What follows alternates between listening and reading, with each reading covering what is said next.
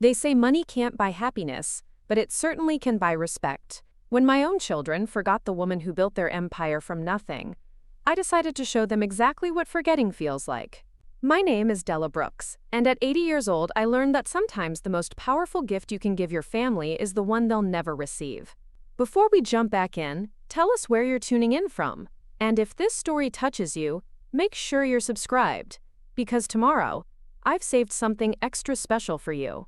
The morning of my 80th birthday began like any other Tuesday in my Beacon Hill mansion. The grandfather clock in the marble foyer chimed 7 times as I descended the curved staircase, my hand trailing along the polished mahogany banister that had witnessed 8 decades of my life. Sunlight streamed through the floor-to-ceiling windows, casting long shadows across the Persian rugs that had cost more than most people's homes. Yet despite all this beauty surrounding me, something felt hollow. I had built Brooks Industries from a single food truck into a multinational corporation worth over $500 million. Starting at 19, with nothing but a recipe for my grandmother's apple turnovers and an unshakable belief that hard work could overcome any obstacle, I had transformed a borrowed $3,000 into an empire that employed thousands.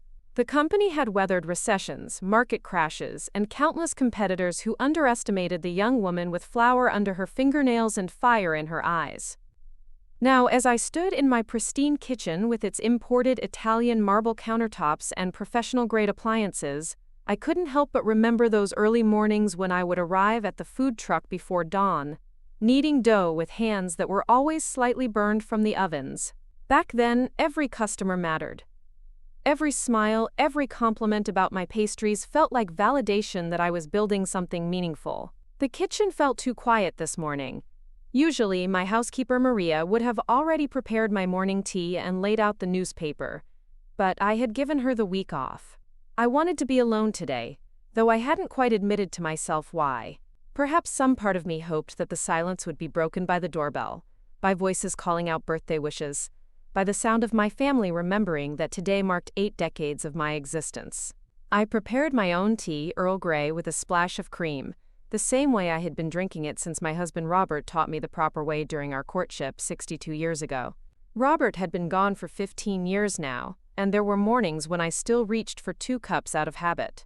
He had been my business partner in every sense, the steady presence who managed the books while I perfected recipes and charmed investors.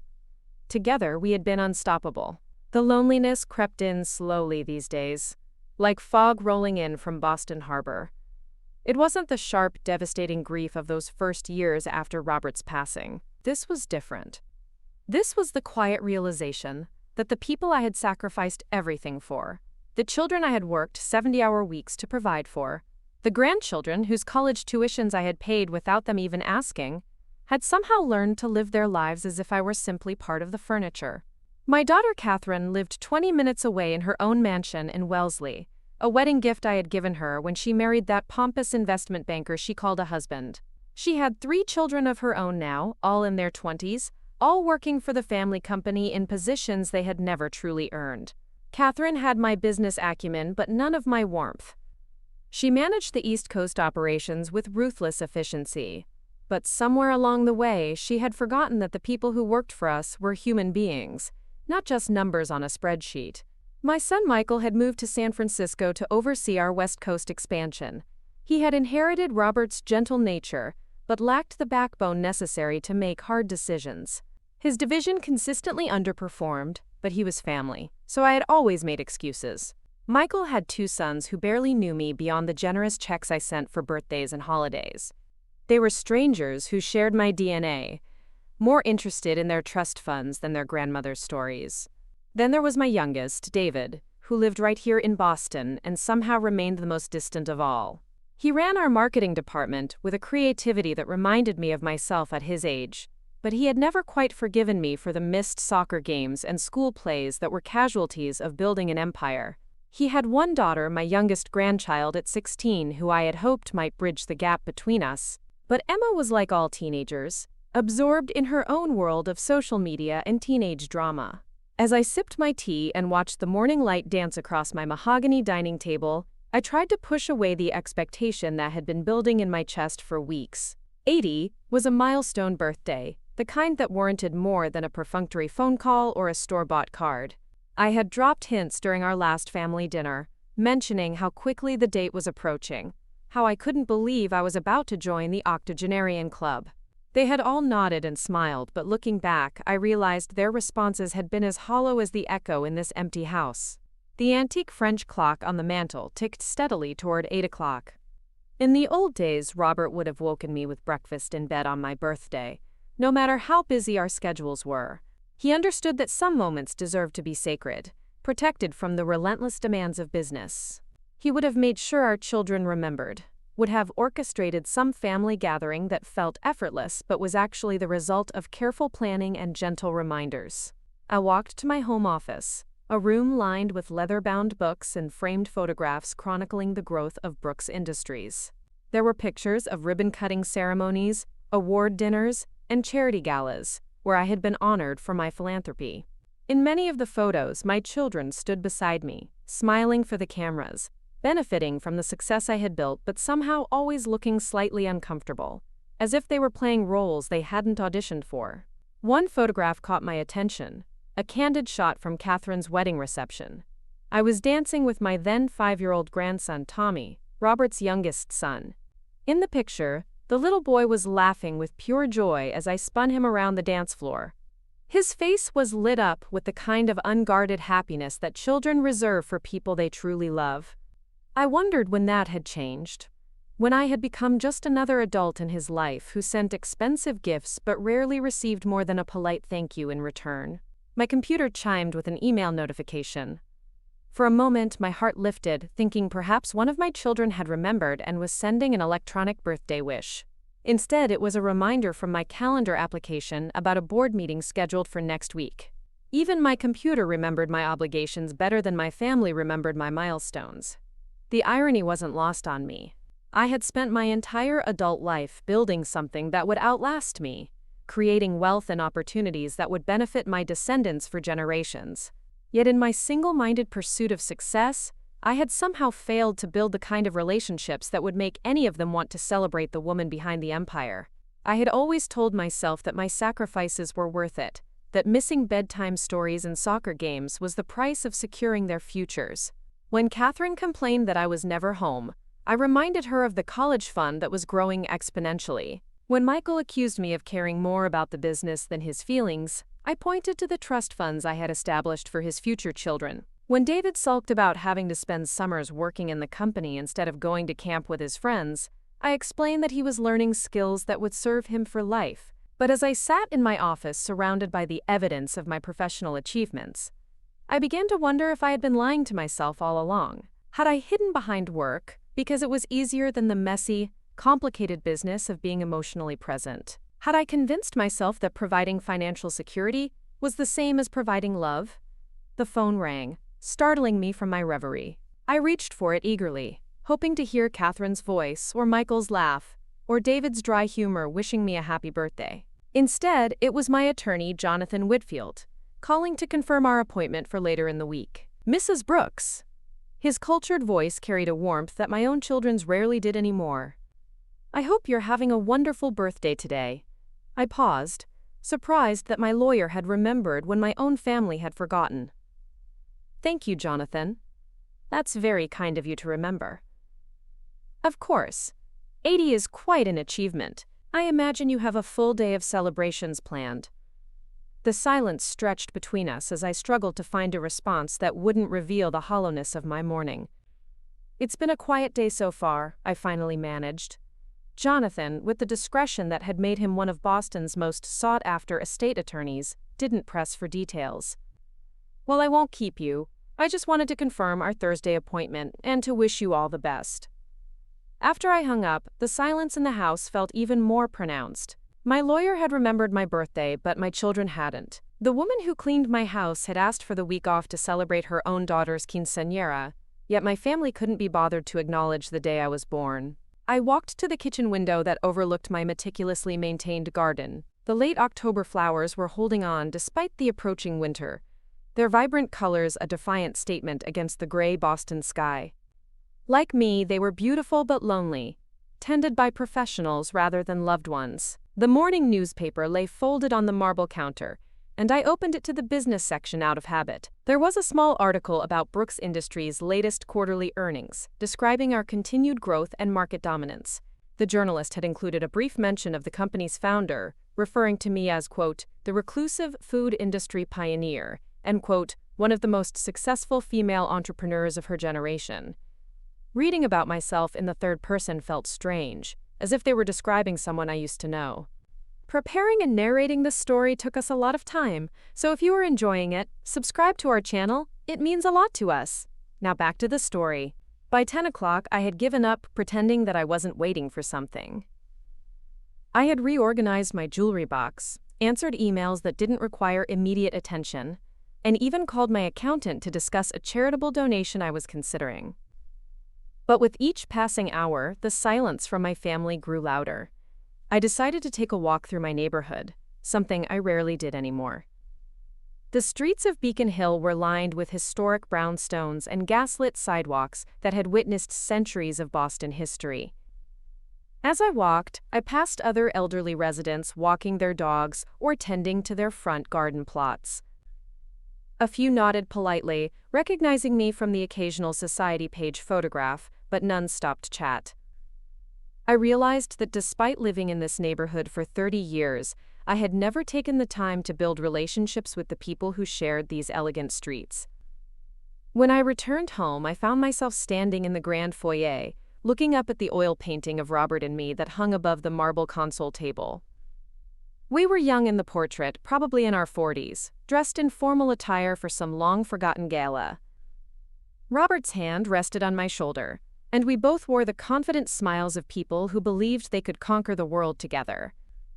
Looking at it now, I wondered if that woman in the painting could have imagined that 40 years later, she would be standing alone in this beautiful house, forgotten by the children she had worked so hard to provide for. The afternoon stretched endlessly before me. I had no meetings, no conference calls, no urgent decisions that required my attention. For the first time in decades, my calendar was completely clear, and the emptiness felt overwhelming. I had built a life so centered around work and achievement that I had forgotten how to simply exist without purpose or productivity. I wandered into the library, a room filled with first editions and leather-bound classics that I had collected over the years but rarely had time to read. I pulled out a volume of poetry by Robert Frost, one of Robert's favorites, and settled into the leather wingback chair by the window.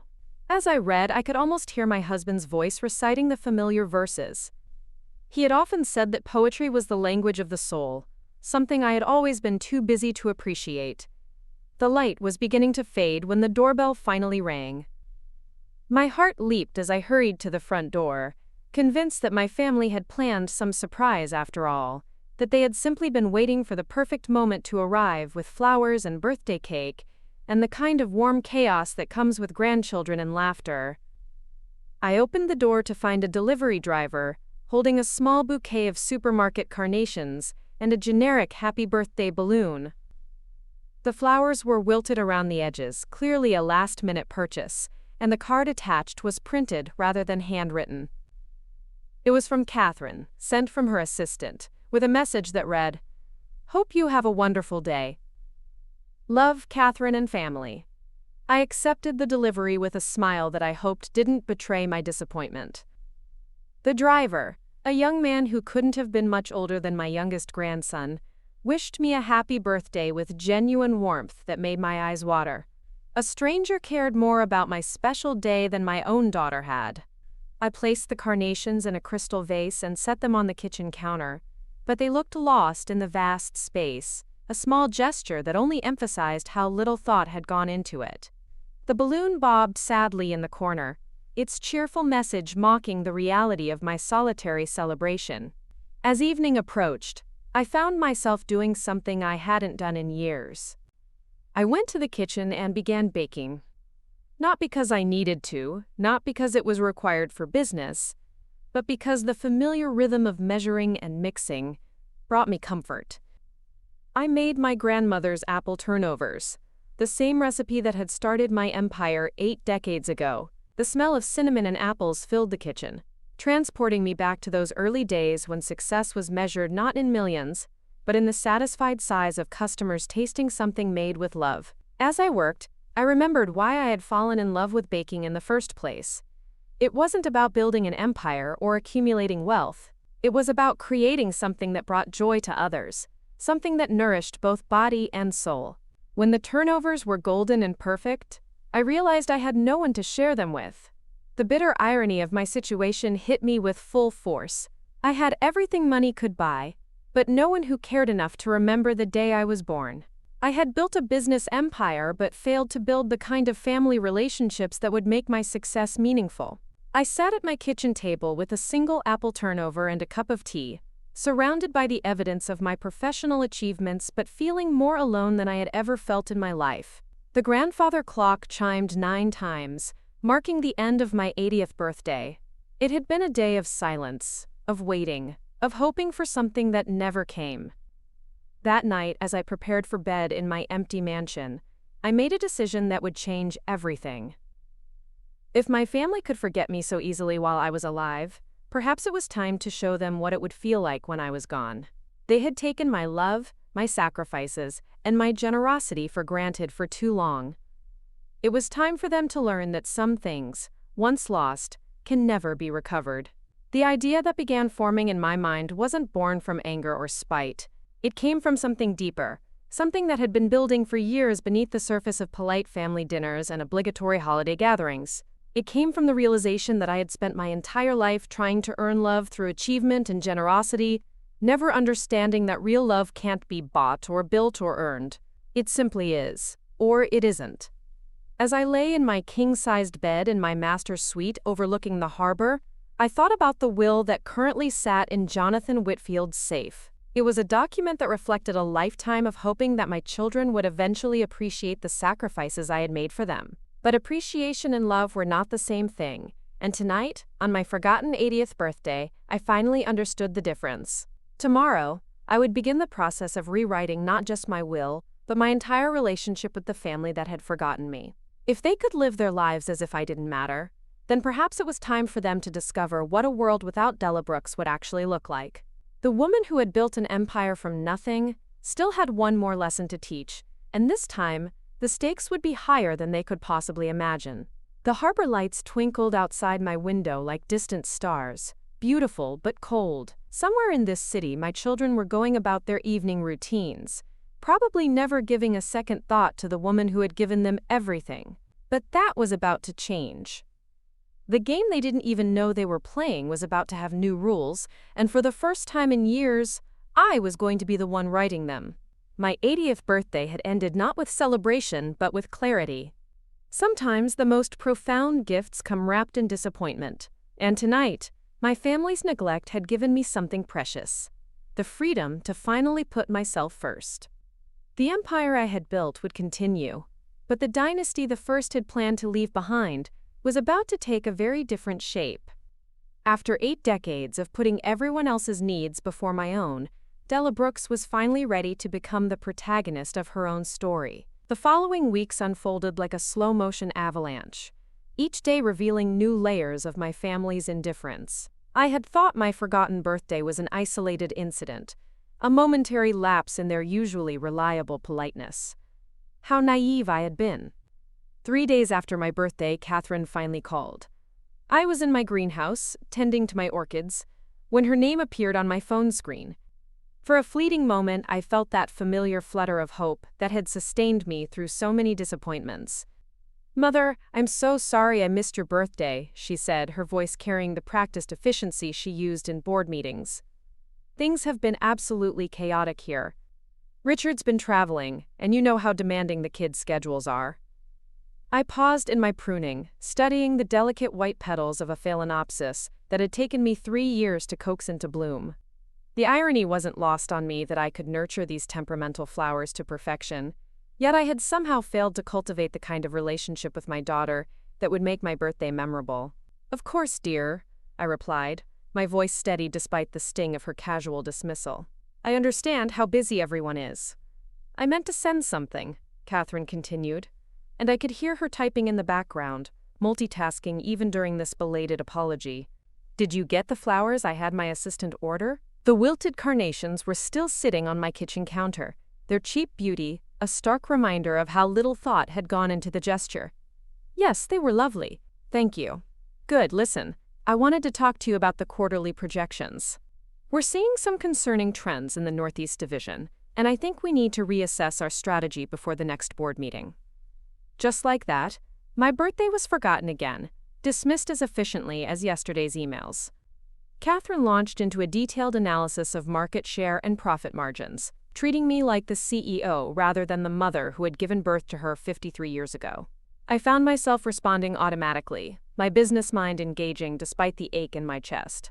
After we hung up, I stood among my orchids and tried to remember the last time Catherine had called just to see how I was doing, not to discuss business or ask for advice about her children's trust funds. The silence stretched so long that I began to wonder if such a conversation had ever happened at all. Michael's contact came in the form of a text message 2 days later. Sorry I missed your B-Day, Mom. Crazy busy here. Hope it was great. The casual abbreviation of my birthday into 3 letters felt like another small wound, the kind that barely register individually but accumulate into something profound. I stared at his message for a long time, crafting and deleting several responses. I wanted to tell him about sitting alone in my mansion, about the apple turnovers I had baked for no one, about how his lawyer had remembered when he hadn't. Instead, I typed back, "Thank you, sweetheart. Hope you're well." The exchange felt hollow, the kind of polite fiction we had all become experts at maintaining. Michael's life in San Francisco might as well have been on another planet. He sent photos occasionally of his boys at soccer games and school events, but I was always looking at these moments from the outside, a distant observer rather than a participating grandmother. David's silence was the most cutting of all, precisely because it was so complete. No call, no text, no acknowledgement whatsoever. When I finally reached out to him a week later, he answered with the distracted tone of someone juggling multiple priorities. "Oh, hey Mom, what's up? I was just calling to see how you and Emma are doing," I said, settling into my favorite chair by the library window. "We're fine, busy as usual. Emma's got some school project that's consuming our entire household, and you know how demanding her schedule is with field hockey and debate team." I did know, though only from the occasional updates David shared during our infrequent conversations. I had offered multiple times to come to Emma's games or debates, but there was always some reason why it wouldn't work out. Too much traffic, not enough parking. The timing wasn't quite right. "I'd love to help with her project if she needs anything," I offered, knowing even as I said it that the offer would be politely declined. That's sweet, but she's pretty independent about these things. Besides, it's some presentation about social media influence on teenage behavior. Probably not your area of expertise. The casual dismissal stung more than David probably intended. At 80, I was apparently too out of touch to understand the world his daughter inhabited, despite having built a company that successfully marketed to consumers across multiple generations. As we talked, I could hear Emma in the background, arguing with someone on the phone about weekend plans. She was 16 now, teetering on the edge of adulthood, and I realized with a start that I knew almost nothing about her inner life. What were her dreams? What kept her awake at night? What kind of woman was she becoming? "Could I speak to Emma for a moment?" I asked, hoping to bridge the distance between us. "She's pretty stressed about this project," David said quickly. "Maybe another time when things calm down." After we hung up, I sat in the growing dusk and tried to remember when my relationship with my youngest son had become so formal, so carefully managed. David had always been sensitive, the child who felt things most deeply, and I wondered if my years of focused intensity had taught him to protect himself by keeping me at arm's length. The pattern continued with my grandchildren. Tommy, Catherine's eldest, was 24 now, and working in our marketing department. He was polite during business meetings, calling me Mrs. Brooks like any other employee, and while I appreciated his professionalism, I mourned the loss of the little boy who used to climb onto my lap during board meetings when no one was looking. Sarah, Catherine's middle child, was finishing her MBA at Wharton. She sent thank you notes for birthday checks with the efficiency of someone trained in proper etiquette, but our conversations never ventured beyond surface pleasantries.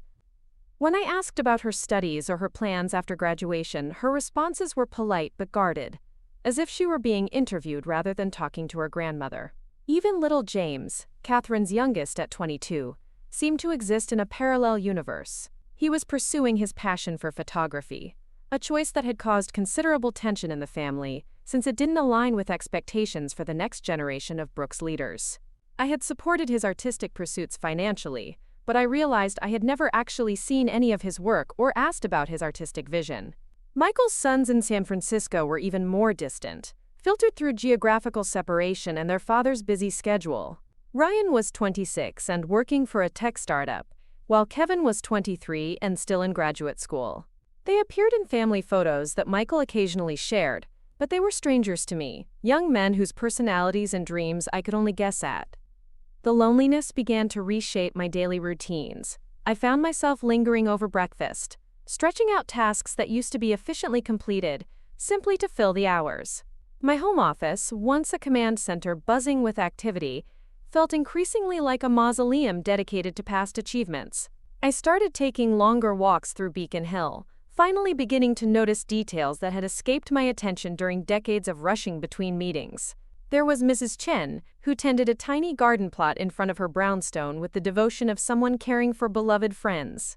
Mr. Rodriguez walked his ancient golden retriever every morning at precisely 8:15, the two of them moving with the careful patience of long companionship. One morning, Mrs. Chen noticed me admiring her chrysanthemums and invited me to see her backyard garden. I followed her through a narrow alley to discover a hidden oasis, a tiny space transformed into something magical with careful planning and obvious love. "I've been working on this for 30 years, she said, her hands gentle as she deadheaded spent blooms. "My husband always said I was crazy to put so much effort into something so small, but it brings me joy every single day." As she showed me her different varieties and shared stories about plants she had grown from seeds, I realized I was experiencing something I hadn't felt in years. Genuine human connection with no agenda, no business purpose, no underlying transaction. Mrs. Chen didn't know about my wealth or my company. She was simply sharing something she loved with someone who showed interest. "You should come by anytime," she said as I prepared to leave. Gardens are meant to be enjoyed by people who appreciate them. Walking home, I felt a strange mixture of gratitude and sadness. A neighbor I barely knew had shown me more warmth in one morning than my family had demonstrated in months. The comparison was both illuminating and heartbreaking. That afternoon, I did something I hadn't done in years. I called my old friend Margaret Thornfield, someone I had known since our children were small but had lost touch with, as my business consumed more of my time and attention. Margaret had lost her husband around the same time I lost Robert, but she had managed to maintain close relationships with her 3 daughters and 7 grandchildren. "Della Brooks," Margaret's voice carried genuine pleasure when she recognized mine. "What a wonderful surprise. How are you, dear?" We talked for over an hour, and I found myself reluctantly honest about my increasing isolation. Margaret listened without judgment, occasionally making small sounds of understanding that reminded me what real friendship felt like. "You know," Margaret said thoughtfully, "I think one of the hardest lessons of aging is learning that the relationships we took for granted when we were busy building our lives don't automatically sustain themselves. They require intention and nurturing, just like everything else worthwhile." Her words stayed with me long after we hung up. I had assumed that providing financial security and business opportunities would be enough to maintain my family's love and respect. I had treated relationships like investments, expecting loyalty and affection to compound naturally over time. But relationships weren't business ventures.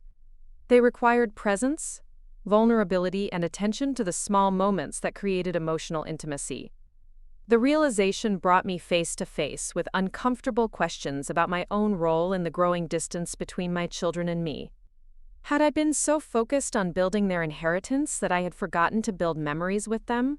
Had my drive to secure their futures somehow cost me their present? I began paying closer attention to the subtle ways my family interacted with me during our infrequent conversations. Catherine's calls were almost exclusively about business, and when I tried to steer conversations toward her personal life, she became vague and distracted. Michael shared surface-level updates about his family but deflected any attempts at deeper emotional connection. David seemed perpetually busy, always rushing to the next obligation or responsibility. Even more telling was what they didn't share. I learned about Sarah's new boyfriend from a business associate who had seen them together at a charity gala. Tommy's promotion within the company came through official channels rather than a personal call. Emma's acceptance to an advanced science program was mentioned in passing during a conversation about something else entirely. I was being kept at the periphery of their lives, informed but not included, consulted but not confided in. They shared my DNA and my name, benefited from my wealth and connections, but they had somehow learned to live their emotional lives without me. The pattern became more obvious once I started looking for it. Holiday gatherings were polite but perfunctory. Birthday acknowledgments were brief and obligatory. Even our business interactions had taken on a formal quality that hadn't existed when they were younger, and more dependent on my guidance. I tried subtle experiments to test the depth of their attention.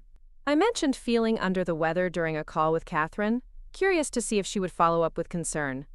She didn't. I told Michael the first was considering a major charitable donation, thinking it might spark a conversation about my legacy or values. He responded with distracted approval and moved on to discussing quarterly projections. Most painfully, I told David the first had been having trouble sleeping, hoping he might ask why or offer to visit. Instead, he recommended a sleep medication his wife had tried and suggested I talk to my doctor. The conversation lasted 3 minutes before he had to rush to pick up Emma from school. Each small test confirmed what I was beginning to understand. I had become functionally irrelevant to their daily lives. They loved me in the abstract way people love distant relatives, with polite affection and dutiful respect, but without the deep engagement that comes from truly knowing and being known by another person. The loneliness became a physical presence in my house, settling into corners and following me from room to room. I began talking to my orchids, sharing observations about the weather or thoughts about business decisions. The plants were better listeners than my family, responding to my attention with new growth and vibrant blooms. I also started noticing other elderly people during my walks, recognizing the particular quality of movement that comes with advancing age and increasing isolation. There was Mr. Patterson, who sat on his front steps each afternoon, watching the world go by with the patient resignation of someone who had learned not to expect visitors. Mrs. Kowalski walked to the corner market every day, buying just enough groceries for one person, her cart never full enough to suggest she was cooking for others. We formed a loose community of polite acknowledgement, these solitary figures and I. We nodded to each other, commented on the weather, shared brief observations about neighborhood changes. It wasn't friendship exactly, but it was recognition, a mutual understanding, that we were all navigating the particular challenges of aging in a world that had moved on without us. One evening, as I sat in my library with a book I wasn't really reading, I found myself thinking about the will that Jonathan Whitfield had prepared for me. It was a document that reflected decades of careful planning, designed to transition my wealth and business interests to my children and grandchildren in ways that would minimize tax implications and maximize their financial benefit. The will treated my family like beneficiaries rather than people I loved, distributing assets based on practical considerations rather than emotional connections. Catherine would inherit the largest share of the business, reflecting her leadership role and business acumen. Michael would receive significant holdings but with trustee oversight, acknowledging his gentler management style. David would inherit the creative divisions of the company, along with enough liquid assets to pursue his own interests if he chose. My grandchildren were provided for through trust funds that would mature at various ages, designed to encourage education and responsible financial management. The document was a masterpiece of estate planning, ensuring that my wealth would benefit multiple generations while protecting the family business from potential mismanagement or family disputes. But as I sat in the growing darkness, I realized that the will was also a monument to hope rather than reality. It assumed relationships that didn't actually exist, imagining a family bound by love and mutual respect, rather than the polite distance that actually characterized our interactions. What was the point of leaving everything to people who barely remembered I was alive? Why should I work to preserve wealth for grandchildren who knew me only as a source of financial benefits?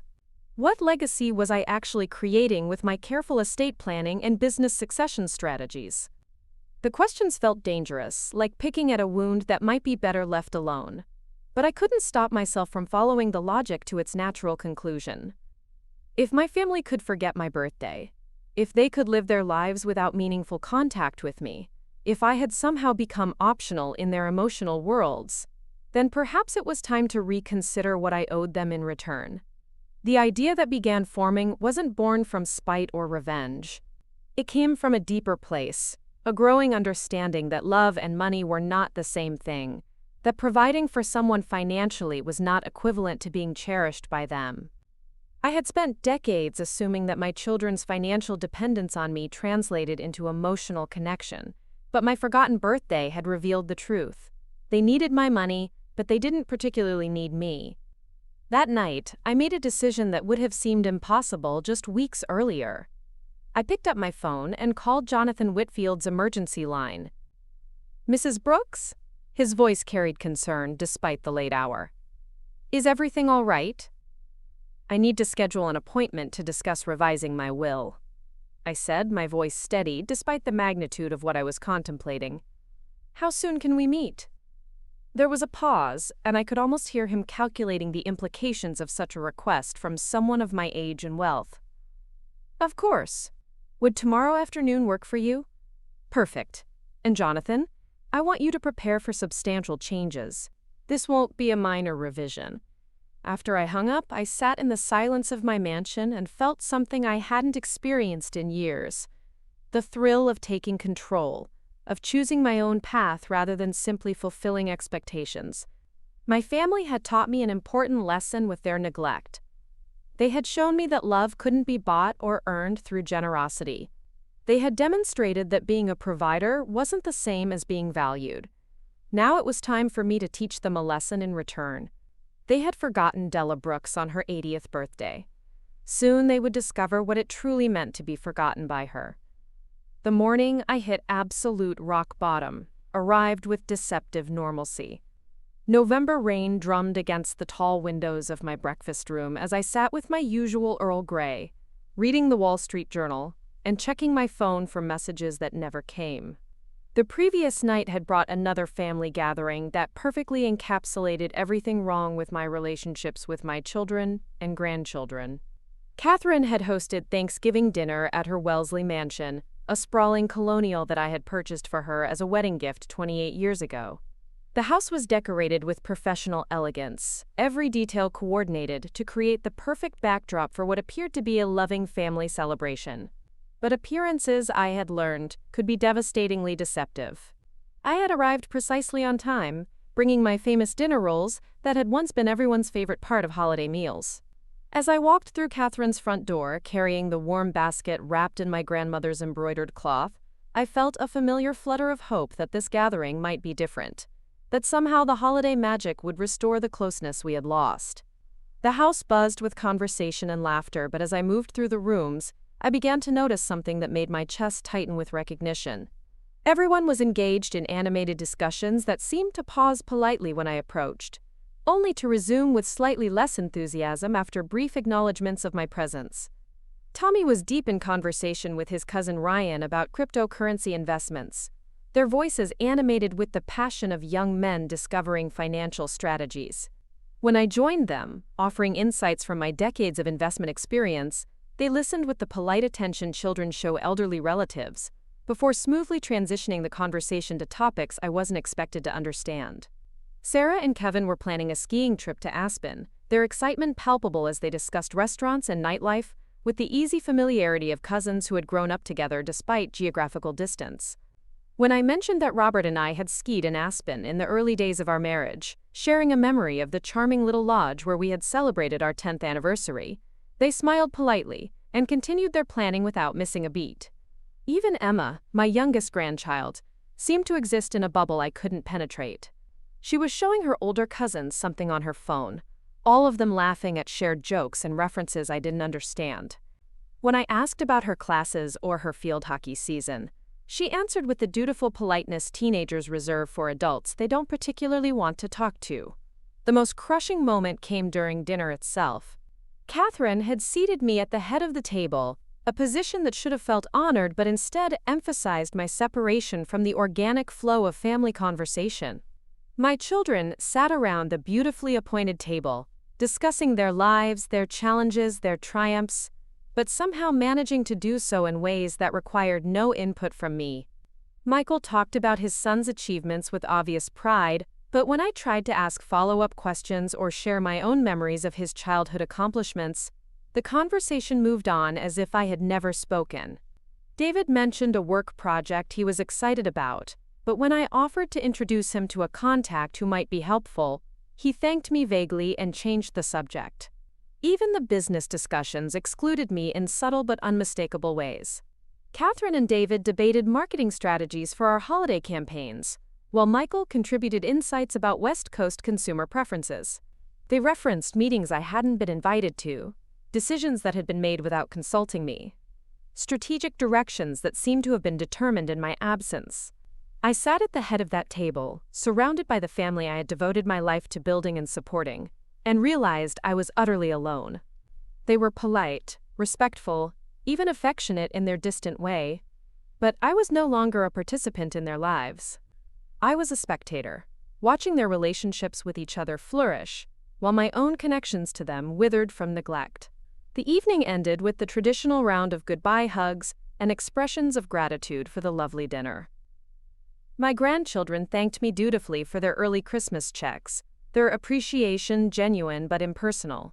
My children kissed my cheek and promised to call soon, the same promise they had been making and breaking for years. As I drove home through the empty streets of suburban Boston, I felt something inside me collapse. Not break dramatically, but simply give way, like a foundation that had been slowly eroding, until it could no longer support the weight of hope and expectation I had been placing on it. I spent that night lying awake in my master bedroom, staring at the ceiling and trying to remember the last time I had felt truly needed by any of them. Not financially needed, not professionally needed, but emotionally necessary in the way that real family members are essential to each other's well-being. The silence stretched so long I began to wonder if such a time had ever actually existed.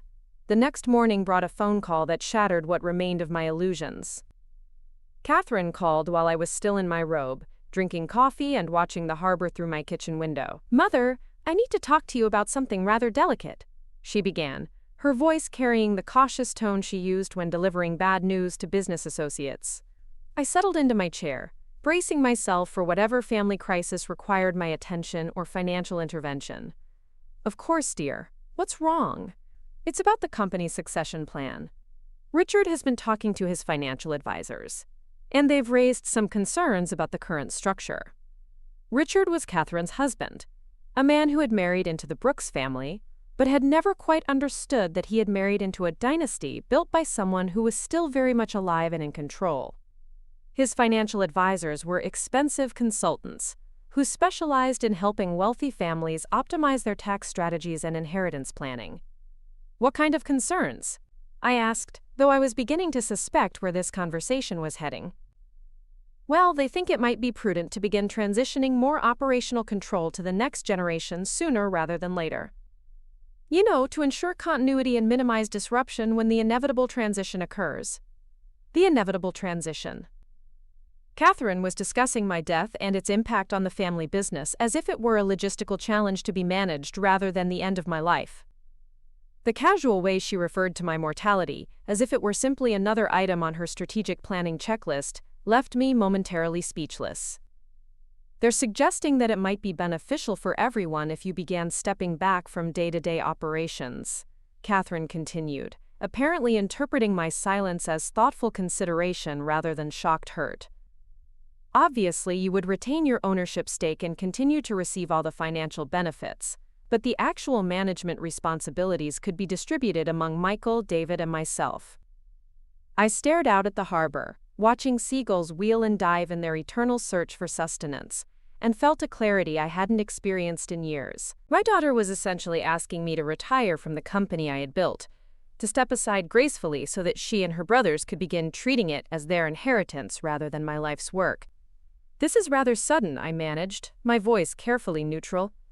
"Have you discussed this with your brothers?" "We've had some preliminary conversations. Everyone agrees that it makes sense from a business perspective. We're not getting any younger ourselves, and it would be good for our own children to see a clear succession plan in place." Our own children. Catherine was 47 years old, hardly elderly by any measure, but she was already planning for her own children's inheritance of a company that was still very much mine. The presumption was breathtaking, the casual dismissal of my continued vitality and competence both insulting and revealing. "I see," I said, though I was only beginning to understand the full implications of what she was proposing. "And when did you envision this transition taking place?" "Well, that's something we could discuss as a family, perhaps over the next 6 months or so. That would give everyone time to adjust and ensure a smooth handover."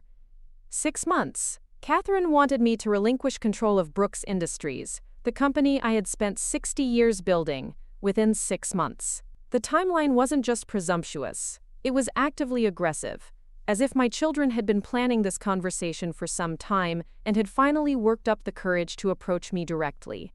"I'll need to think about this," I said, ending the conversation with promises to consider their proposal carefully. After hanging up, I sat in my kitchen and felt the last of my illusions about my family's love and respect crumble into dust. They weren't asking me to step back because they were concerned about my well-being or wanted me to enjoy a peaceful retirement. They were asking me to step aside because they had grown tired of waiting for me to die naturally and wanted to begin enjoying the benefits of my life's work while they were still young enough to appreciate them. The phone call was followed by others over the next few days. Michael called to express his support for Catherine's proposal, though his tone carried the uncomfortable quality of someone who had been coached on what to say. David was more direct, suggesting that it might be nice for me to have more time for personal interests and hobbies. Personal interests and hobbies? As if my life's passion, the company I had built from nothing, was simply a job I had been doing, rather than the central organizing principle of my entire existence. As if I could simply transfer my identity and purpose to watercolor painting or garden club meetings, and find equal fulfillment in activities that required no particular skill or vision. The conversations revealed something I hadn't fully understood before.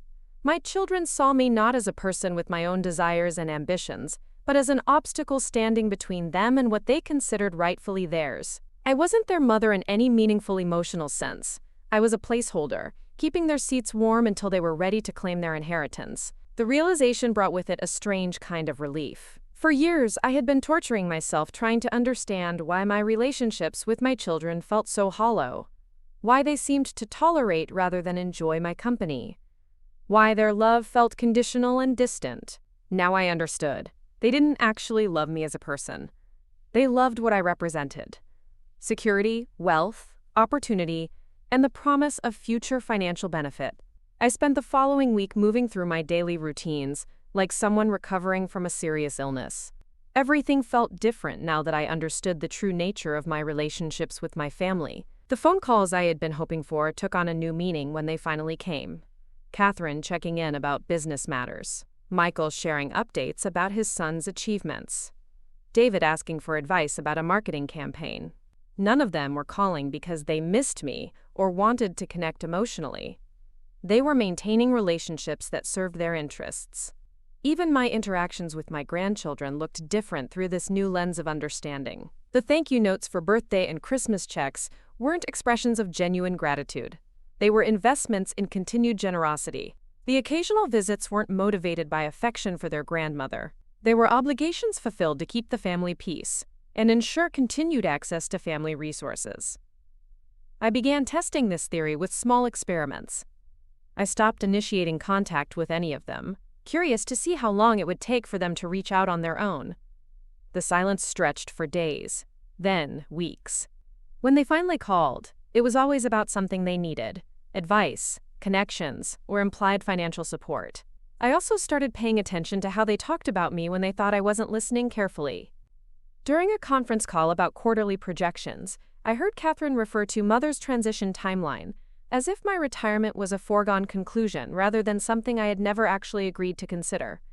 When Michael was discussing West Coast operations with his team, someone mentioned post-succession restructuring, as if my departure from leadership was already being planned for rather than simply discussed. The most devastating discovery came accidentally, when I overheard Emma talking to one of her friends on the phone while visiting David's house for a business dinner. I had arrived early and was waiting in the living room when Emma came downstairs, speaking animatedly to someone about college application essays. "I'm writing about overcoming family expectations," she was saying, her teenage voice carrying the dramatic intensity young people bring to their personal struggles. Like, "Everyone assumes I'm going to join the family business eventually, but I want to do something that actually matters, you know? Something that helps people instead of just making rich people richer." She paused, listening to her friend's response, then continued. "My grandmother is like this total corporate shark. She acts all sweet and grandmotherly, but she basically owns everyone in our family. My dad's always stressed about pleasing her, and my mom says we have to be careful not to upset her because of the inheritance." The words hit me like physical blows.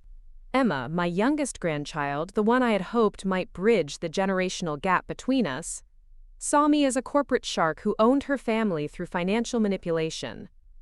She understood instinctively what I had taken years to recognize, that my relationships with my children were based on power and money rather than love and mutual respect. Worse still, she was actively planning to escape from the family business, viewing it not as a legacy to be proud of, but as a trap to be avoided. The company I had spent my life building, the empire I had imagined would provide meaning and purpose for future generations, was seen by my own granddaughter as something morally questionable, a source of wealth that came at the cost of integrity and authentic contribution to society. That night, I sat in my library surrounded by the awards and photographs that documented my professional achievements, and faced the brutal truth about my life. I had built an empire but failed to build a family. I had created wealth but not love. I had provided financial security but not emotional connection. My children and grandchildren saw me as a means to an end rather than a person worthy of genuine affection and respect. The loneliness that crashed over me then was unlike anything I had ever experienced. It wasn't the sharp grief of losing Robert, which had been painful but ultimately part of the natural order of things. This was the hollow ache of realizing that the people I loved most in the world didn't actually love me back, at least not in any way that mattered. I thought about the will sitting in Jonathan Whitfield's safe, the carefully crafted document that would transfer my entire life's work to people who were already planning my professional demise and saw my continued existence as an inconvenience. I had been so focused on providing for their futures that I had never stopped to consider whether they deserved what I was planning to give them. The questions that had been forming in my mind for weeks suddenly became urgent and unavoidable. Why should I leave my fortune to people who couldn't be bothered to remember my birthday? Why should I preserve wealth for grandchildren who saw me as a corporate shark and wanted nothing to do with the business I had spent my life building? What was the point of creating a legacy for people who were already counting the days until they could claim it? For the first time in my life, I began to consider the possibility that I owed my family nothing beyond what I had already given them. They had received the best educations money could buy, lived in beautiful homes, enjoyed opportunities and experiences that most people could never imagine. They had benefited from my success their entire lives, but they had never shown genuine gratitude or appreciation for the sacrifices I had made to provide those benefits. The realization was both devastating and liberating. I had spent 80 years trying to earn love through achievement and generosity, never understanding that real love couldn't be purchased or incentivized. My family's indifference wasn't a failure on my part. It was simply who they were, and who they had always been. As I sat in the darkness of my library, listening to the grandfather clock mark the passage of time with its steady rhythm, I felt something fundamental shift inside me. The woman who had spent her entire life putting her family's needs before her own was finally ready to disappear. In her place, someone new was emerging, someone who understood that being forgotten by people who never truly saw you wasn't a tragedy. It was an opportunity. The next morning, I called Jonathan Whitfield and scheduled an emergency meeting. It was time to begin the process of forgetting my family, just as thoroughly as they had forgotten me. But unlike their casual neglect, my forgetting would be deliberate, strategic, and absolutely final. They had taught me that love and loyalty were luxuries I could no longer afford. Now it was time for them to learn what life looked like when those luxuries were permanently withdrawn. The transformation began quietly, the way most profound changes do. Jonathan Whitfield's office occupied the top floor of a prestigious building overlooking Boston Common, its mahogany paneled walls lined with law books and certificates that spoke to decades of handling the most delicate financial affairs of New England's elite families. When I arrived for our emergency meeting, Jonathan's usual composed demeanor carried a hint of concern that told me he understood this wasn't a routine estate planning adjustment. "Mrs. Brooks," he said, rising from behind his antique desk to greet me with the formal courtesy that had characterized our professional relationship for over 20 years. "I must say, your call intrigued me. Substantial changes, you mentioned?" I settled into the leather chair across from his desk, feeling more centered and purposeful than I had in months. The previous sleepless nights had crystallized my thinking in ways that years of gradual disappointment had not. "Jonathan, I want to revoke my current will entirely and draft something completely new." His silver eyebrows rose slightly, but his expression remained professionally neutral. "I see. And what type of changes are we discussing?" "I want to remove my children and grandchildren as beneficiaries of my estate." The silence that followed was profound. Jonathan set down his fountain pen with deliberate care and leaned back in his chair, studying my face with the careful attention of someone trying to determine if his client was experiencing a momentary lapse in judgment or making a considered decision. "That's quite a significant departure from your current estate plan," he said carefully. "May I ask what has prompted this reconsideration?" I had rehearsed this conversation during my sleepless nights, knowing that Jonathan would need to understand my reasoning both for legal purposes and to ensure the new documents would withstand any potential challenges. My family has made it clear that they view me as an obstacle to their inheritance rather than a person deserving of love and respect. They're actively planning my professional retirement and discussing the distribution of my assets as if I were already deceased. Jonathan nodded slowly, his legal mind already working through the implications. "And you've decided that their behavior warrants complete disinheritance?" "I've decided that my estate should benefit people and organizations that have shown genuine appreciation for my contributions, rather than those who see me merely as a source of future wealth." Over the next 3 hours, we outlined the framework for what would become the most meticulously crafted act of financial retribution in Boston legal history. Every decision was deliberate, every provision carefully designed to reflect the values my family had shown me they didn't share. The bulk of my estate would be divided between several carefully chosen beneficiaries. Mrs. Chen, my neighbor who had shown me more genuine kindness in one morning than my family had demonstrated in years, would receive enough money to secure her retirement and maintain her beloved garden in perpetuity. Margaret Thornfield, my old friend who had rebuilt her relationships with intention and care, would inherit sufficient funds to continue the charitable work she had pursued since her husband's death. Most significantly, I was establishing the Brooks Educational Foundation, a charitable organization that would provide scholarships and support to first-generation college students from working-class families. The foundation would receive the majority of my liquid assets, ensuring that young people who understood the value of opportunity would benefit from wealth that my own grandchildren took for granted. The business itself required more complex planning. Rather than transitioning Brooks Industries to my children, as they expected, I was arranging for the company to be sold to a carefully selected buyer who would maintain the workforce and continue the ethical business practices I had established. The proceeds from the sale would fund the educational foundation for generations, creating a legacy that reflected my values rather than simply preserving my children's comfort. "What about provisions for your family?" Jonathan asked as we worked through the details. "Even a nominal inheritance might help prevent legal challenges." I considered this carefully. The legal concept of disinheritance required explicit acknowledgement that I was deliberately excluding my natural heirs, not simply forgetting them. $1 each, I decided. Just enough to make it clear that their exclusion is intentional rather than accidental. Jonathan's pen moved across the legal pad with mechanical precision, translating my emotional decisions into the precise language that would make them legally unassailable. We discussed trust structures, tax implications, and potential challenges with the thoroughness that had made him one of Boston's most respected estate attorneys. "I should mention," Jonathan said as we neared the end of our session, "that this type of comprehensive disinheritance often prompts significant family conflicts. Are you prepared for the emotional and legal challenges that may arise?" I thought about Catherine's casual dismissal of my continued relevance, Michael's distracted politeness, David's protective distance, and Emma's assessment of me as a corporate shark. "Jonathan, my family has already demonstrated that they're prepared to treat me as if I don't exist. I'm simply making their wishes legally binding."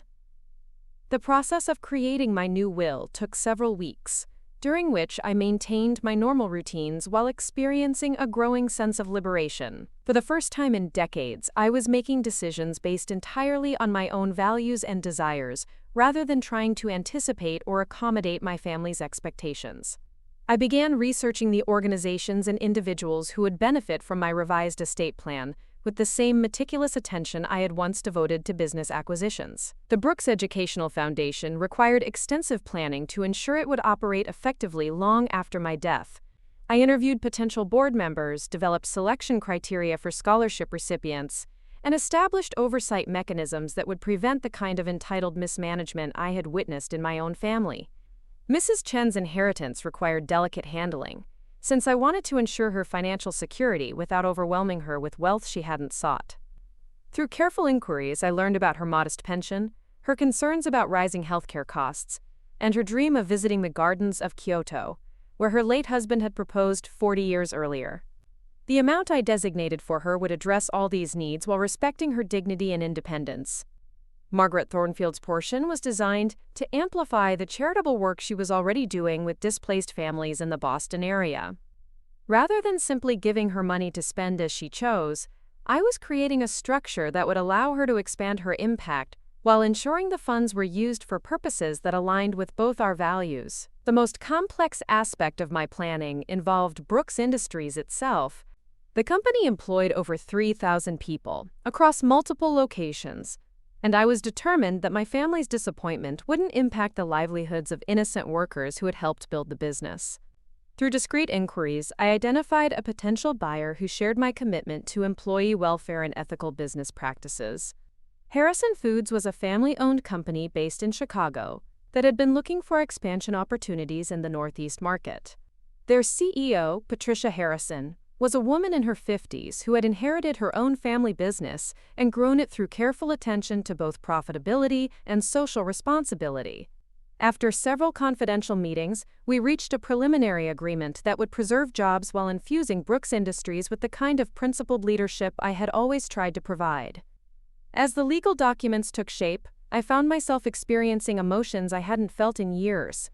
There was grief, certainly, for the family relationships I had finally acknowledged would never become what I had hoped. But there was also excitement about creating something meaningful with my wealth, something that would help people who shared my values, rather than simply enriching those who had been born into privilege. I also began making changes to my daily life that reflected my new priorities. Instead of spending my mornings reviewing business reports and preparing for meetings that increasingly excluded me anyway, I started volunteering at a literacy program for adult learners. The students were immigrants and working-class adults who were pursuing education despite enormous obstacles, and their gratitude for small acts of support reminded me what genuine appreciation looked like. My interactions with these students revealed how much I had missed meaningful human connection. Maria, a housekeeper from El Salvador who was learning English while working 3 jobs to support her children, thanked me with tears in her eyes when I helped her practice for her citizenship test. James, a laid-off factory worker in his 50s who was pursuing his GED, brought me a handmade Christmas card expressing gratitude for my patient tutoring. These people barely knew me, yet they treated me with more warmth and respect than my own family had shown in years. The contrast became even more stark during the holiday season. My family's traditional Christmas gathering was scheduled for Catherine's house again, and as the date approached, I found myself dreading the polite charade we would all perform. The thank you notes for Christmas checks, the dutiful expressions of gratitude, the careful avoidance of any real emotional connection. This year felt different because I knew it would be the last time I would participate in the elaborate fiction that we were a loving family.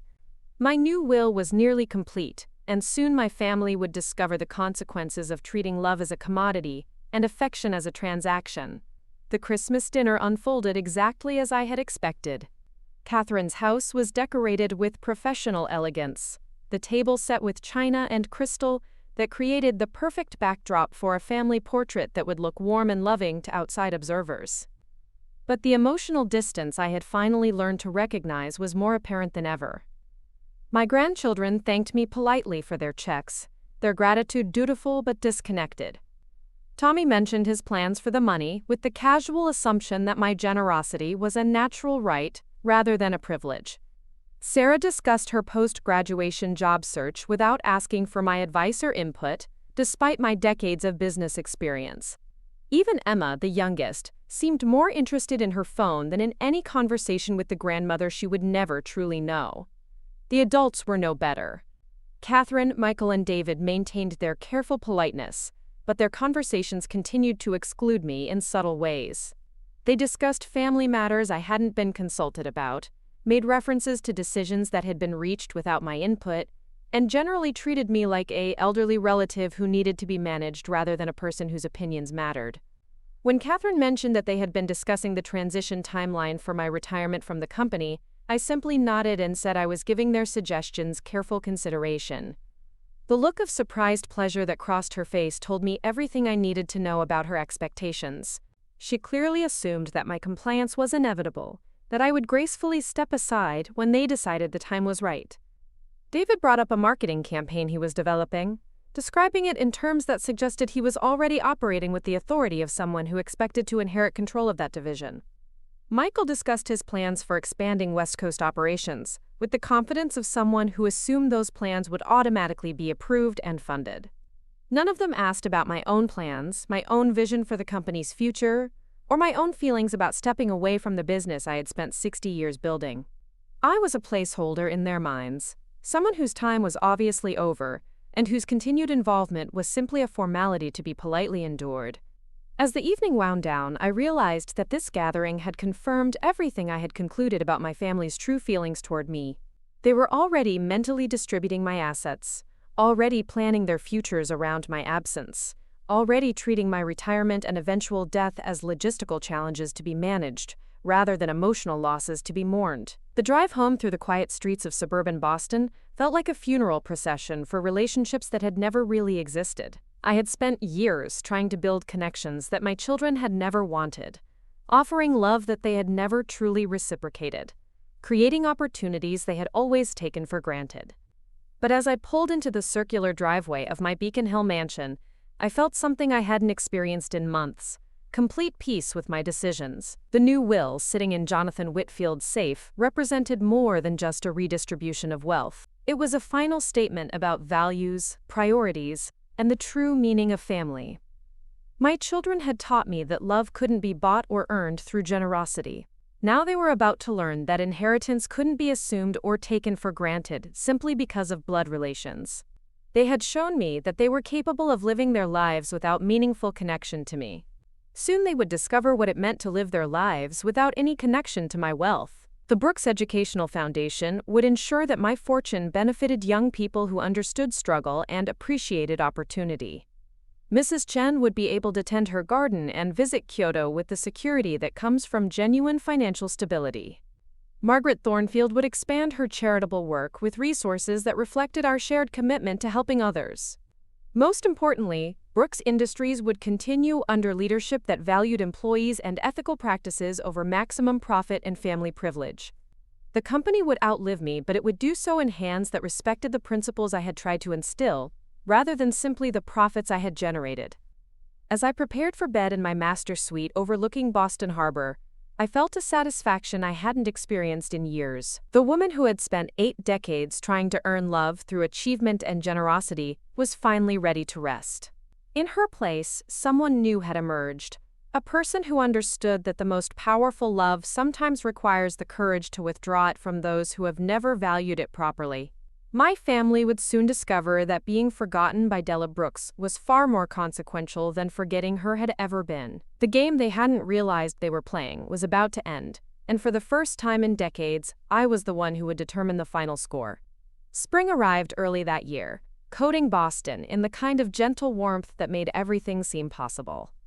I spent my mornings tending to the rooftop garden I had created on my mansion, a private sanctuary where I could watch the harbor come alive with sailboats and fishing vessels, while surrounded by the fruits of my own careful cultivation.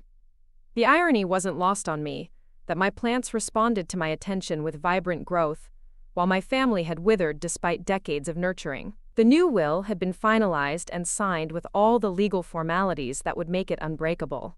Jonathan Whitfield had outdone himself, creating a document so meticulously crafted that even the most aggressive legal challenge would fail to restore my family's inheritance. Every provision had been considered from multiple angles, every potential loophole sealed, every beneficiary chosen with deliberate intention. I had decided not to tell my family about the changes during my lifetime. There would be no dramatic confrontations, no emotional appeals, no opportunities for them to suddenly discover the love and respect they had never shown. They would learn about their disinheritance the same way they had conducted our relationship over the past few years, through cold, formal communication that left no room for misunderstanding. Instead, I chose to spend my remaining time creating the kind of life I should have built years earlier.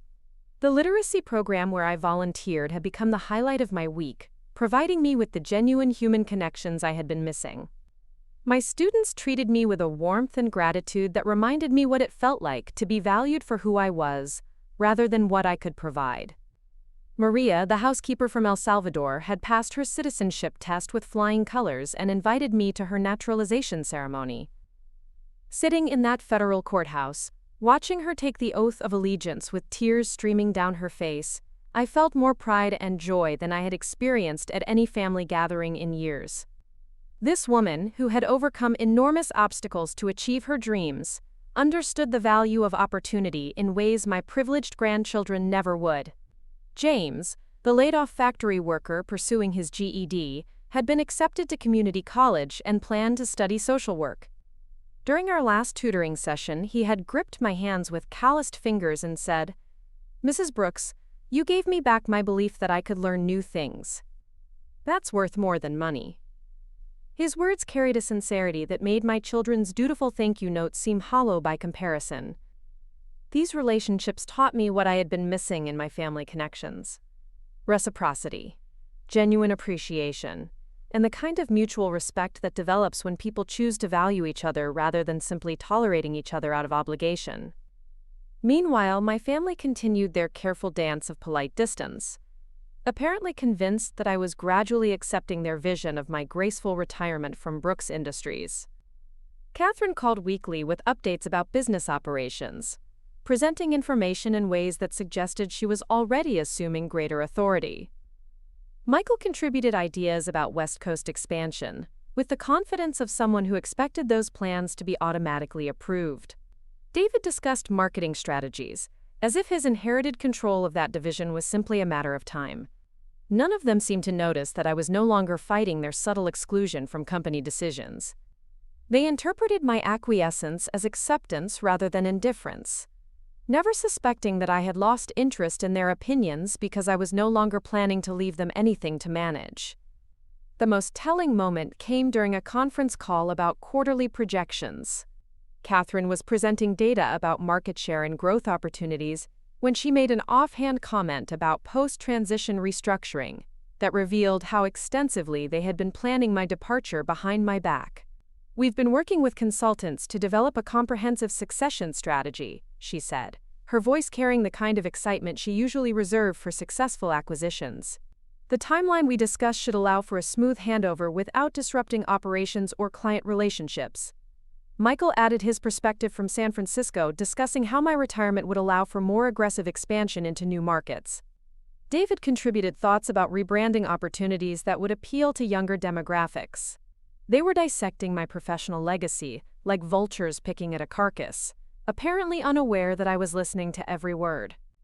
I let them talk, occasionally offering non-committal responses that they interpreted as cooperation. The irony was delicious. They were planning to inherit a company that I had already arranged to sell, discussing control over assets that would never belong to them, assuming authority over decisions they would never be qualified to make. As spring turned to summer, I began making discreet preparations for what would be my final act as CEO of Brooks Industries. The sale to Harrison Foods was proceeding through confidential negotiations that ensured employee protections and maintained the company's ethical standards. Patricia Harrison and I had developed a mutual respect during our meetings, and I was confident that she would preserve the values I had tried to instill in the business. The Brooks Educational Foundation was taking shape as well, with a board of directors that included educators, community leaders, and successful professionals who had overcome economic disadvantages similar to those faced by our target scholarship recipients. The foundation's mission statement reflected everything I had learned about the difference between earning success and inheriting privilege: to provide educational opportunities to first-generation college students who demonstrate academic potential, personal integrity, and a commitment to using their education in service of others. Mrs. Chen had been overwhelmed when I discreetly arranged for her to meet with a financial advisor who explained the inheritance she would receive. Her tears of gratitude were more meaningful to me than any thank you note my grandchildren had ever written. She had immediately begun planning her trip to Kyoto, sharing her excitement about visiting the gardens where her husband had proposed, and finally fulfilling a dream they had cherished together for decades. Margaret Thornfield's charitable work was already expanding thanks to the preliminary funding I had provided to establish her portion of the estate. She was opening a resource center for displaced families, providing everything from job training to childcare support, with the kind of comprehensive assistance that could genuinely transform lives. Our weekly tea meetings had become treasured occasions, where we planned how her inheritance would maximize positive impact for the greatest number of people. The contrast between these relationships and my family connections had become stark. Every conversation with Mrs. Chen, Margaret, or my literacy students left me feeling energized and valued. Every interaction with my children and grandchildren left me feeling like an inconvenience they were politely enduring while waiting for me to disappear. The final confirmation of my family's true feelings came during my 81st birthday in October. Unlike the previous year, when their oversight had devastated me, this time I was prepared for their indifference. I made no hints about the approaching date, dropped no subtle reminders, made no plans that would require their participation. The day arrived with crisp autumn beauty, and I spent it exactly as I chose, volunteering at the Literacy Center in the morning, having lunch with Margaret to discuss foundation business, and visiting Mrs. Chen's garden to admire her fall chrysanthemums. In the evening, I prepared a simple dinner and sat in my library with a book of poetry, feeling more content than I had in years. My phone remained silent. No calls, no texts, no acknowledgement that October 15th marked another year of my existence. The complete absence of contact told me everything I needed to know about how thoroughly I had become irrelevant to their lives. 2 days later, Catherine called about quarterly projections, chatting for 20 minutes about business matters without ever mentioning the birthday she had missed. When I gently brought up the date, her embarrassed laugh was followed by profuse apologies and promises to make it up to me. But the damage was already done, and more importantly, it no longer mattered. I had moved beyond hurt feelings, into a space of absolute clarity about my relationships with my family. They didn't love me in any meaningful sense. They tolerated me because I controlled resources they wanted. They maintained contact because severing ties would complicate their inheritance. They showed respect only when it served their interests. This understanding brought remarkable peace. I was no longer trying to earn something that was never going to be freely given. I was no longer hoping for emotional connections that my children were incapable of providing. I was no longer disappointed by their limitations, because I had finally accepted them as permanent characteristics, rather than temporary oversights. November brought the final phase of my planning. The sale of Brooks Industries was nearly complete, with just a few regulatory approvals needed before the transaction could be finalized. The Educational Foundation was fully operational, with its first scholarship recipients already selected and its endowment structured to provide assistance for generations. The individual inheritance arrangements for Mrs. Chen and Margaret were finalized and would transfer seamlessly upon my death. Most importantly, the new will was legally unassailable. Jonathan Whitfield had consulted with colleagues across the country to ensure that every provision would withstand challenge. Every exclusion was properly documented, and every beneficiary was appropriately protected. My family would receive their symbolic $1 inheritances, along with detailed explanations of why they had been excluded from any meaningful bequests. I had also prepared personal letters for each of my children and grandchildren, documents that would be delivered along with the will reading. These letters weren't angry diatribes or emotional accusations. They were calm, factual explanations of how their behavior had influenced my decisions, written with the same professional clarity I had always brought to business communications. Catherine's letter acknowledged her business capabilities, while explaining that someone who saw her mother as an obstacle to career advancement wasn't qualified to inherit the company she had helped build. Michael's letter recognized his gentle nature while noting that someone who couldn't be bothered to remember his mother's birthday lacked the attention to detail necessary for responsible wealth management. David's letter praised his creativity while observing that someone who kept his mother at emotional arm's length couldn't be trusted to honor her values and legacy. The letters to my grandchildren were shorter but equally direct. They explained that inheritance was a privilege that required appreciation and respect, qualities they had never demonstrated toward the woman who had provided their every advantage.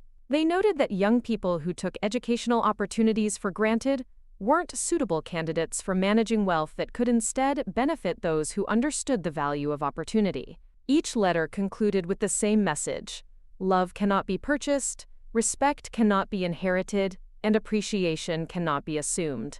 I am leaving my estate to people and organizations that have shown genuine gratitude for my contributions and demonstrated values that align with my own. I wish you well in your future endeavors, but those endeavors will not be subsidized by wealth you never appreciated or valued you never demonstrated. December arrived with unusual warmth, as if the earth itself was refusing to acknowledge the approaching winter. I spent my days finalizing the last details of my comprehensive disinheritance, experiencing a satisfaction that reminded me of the early days of building Brooks Industries, when every decision felt significant and every achievement brought genuine fulfillment. The most rewarding aspect of my final months was watching the positive impact of my revised legacy already beginning to take shape. The Educational Foundation had awarded its first scholarships to 30 students, whose essays and interviews demonstrated the kind of determination and integrity I had always tried to model. Their gratitude was overwhelming, their plans inspiring, their potential unlimited. Maria from my literacy program was among the scholarship recipients, planning to pursue nursing while continuing to support her family. Reading her application essay about overcoming language barriers and economic hardship to achieve her dreams reminded me why I had built my fortune in the first place: to create opportunities for people who would use them wisely and generously. Mrs. Chen had booked her trip to Kyoto for the following spring, sharing her itinerary with the excitement of someone who had never expected such dreams to become possible. Her simple pleasure in anticipating this long-delayed journey was more meaningful to me than any expensive gift my family had ever given me. Margaret's Resource Center was already helping dozens of families navigate the challenges of displacement and poverty, providing practical assistance combined with the kind of emotional support that could genuinely transform lives. Her weekly reports about the families they were helping filled me with pride about how my wealth would continue to make a difference long after I was gone. Meanwhile, my family continued their preparations for inheriting assets that would never belong to them. Catherine mentioned hiring additional staff to handle the, quote, transition responsibilities she expected to assume.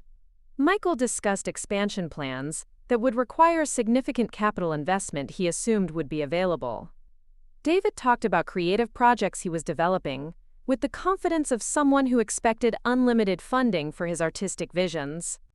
Their assumptions would have been amusing if they weren't so revealing about their fundamental misunderstanding of our relationship. They had never earned the inheritance they expected. They had simply assumed it would be theirs by virtue of biological connection, regardless of how they treated the person who controlled it.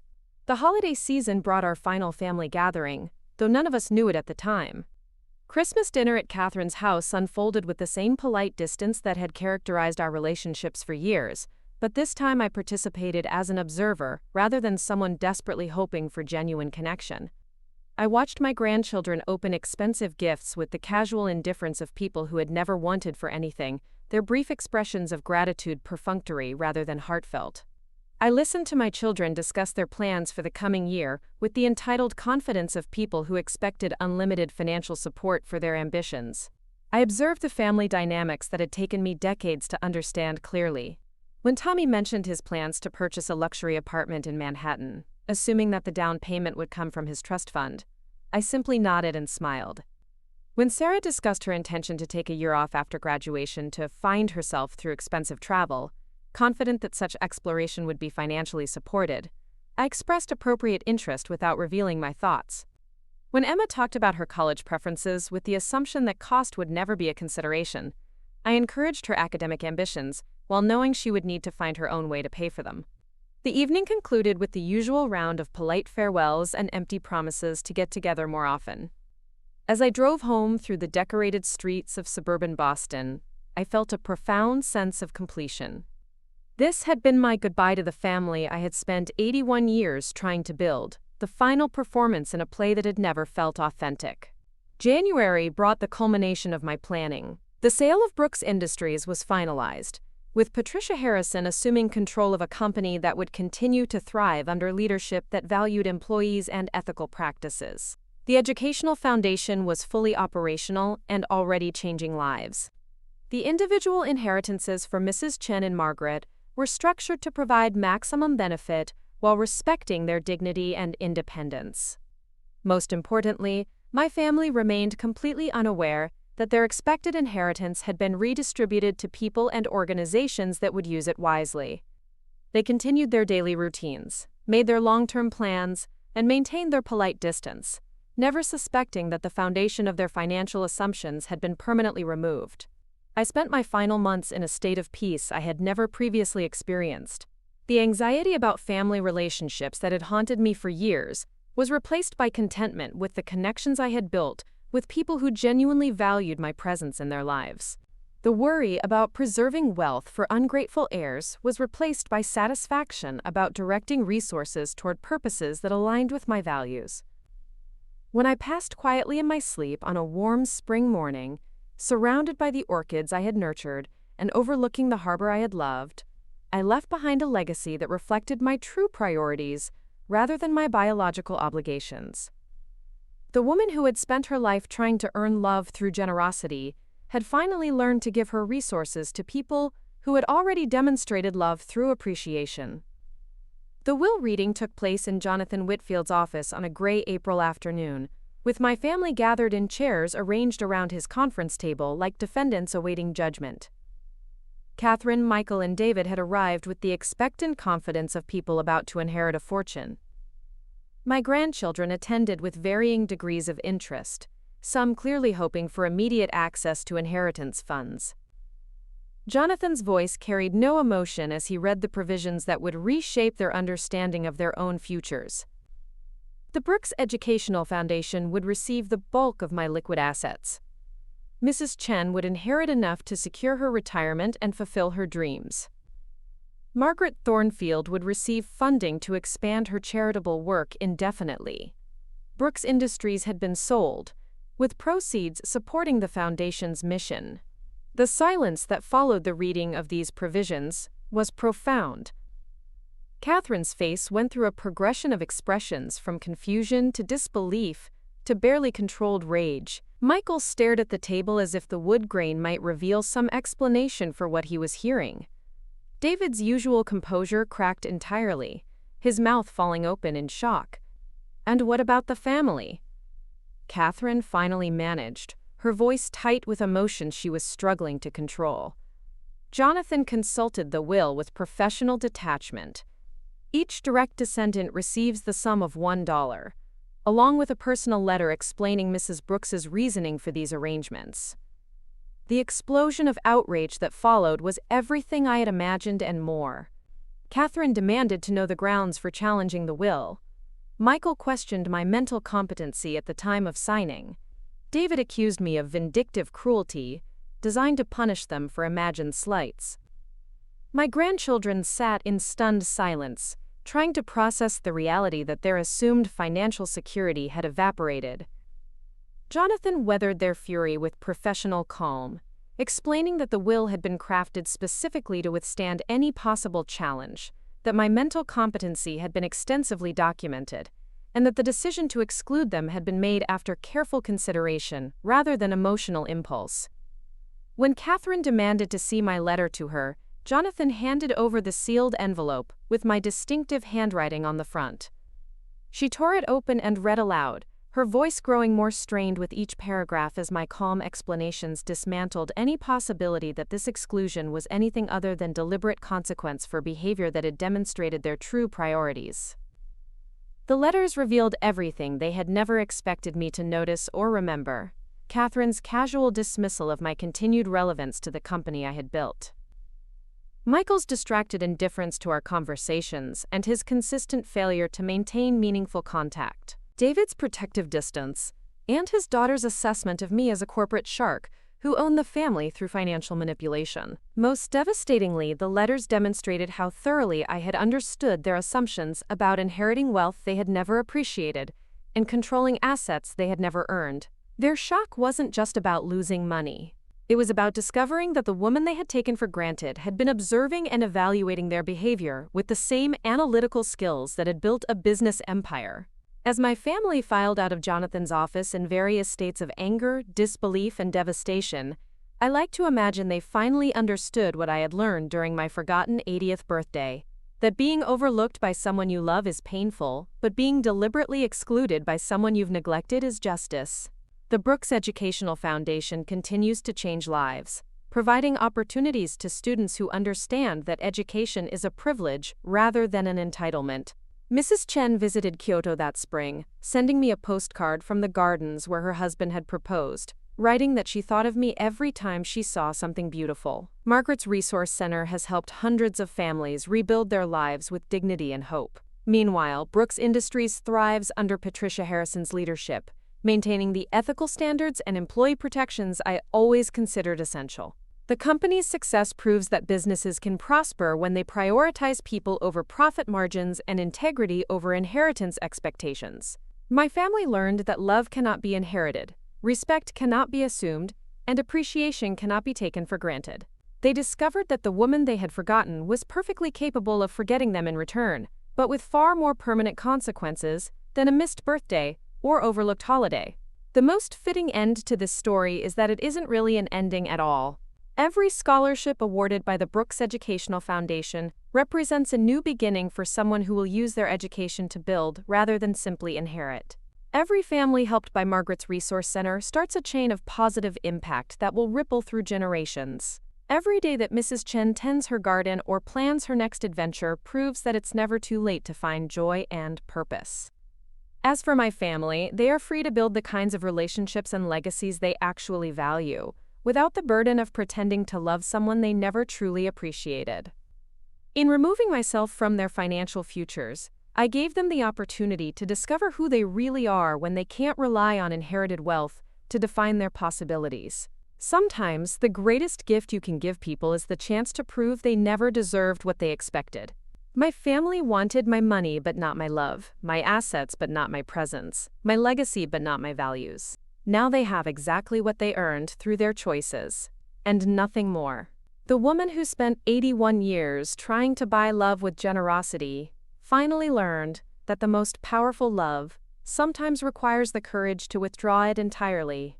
In forgetting my family as thoroughly as they had forgotten me, I created space for relationships based on genuine appreciation rather than biological obligation or financial expectation.